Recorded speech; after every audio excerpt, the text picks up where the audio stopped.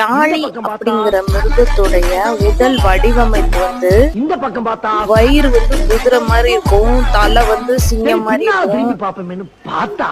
அப்புறம் என்னெல்லாம் எந்த மாதிரி இருக்கும் சொல்லு.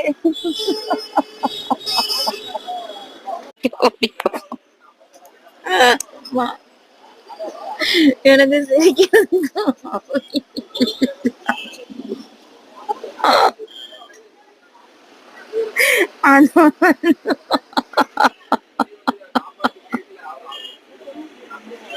அந்த யாழி வந்து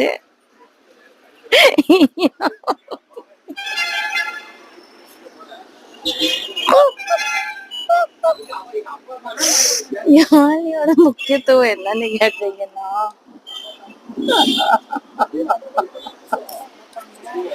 அப்பா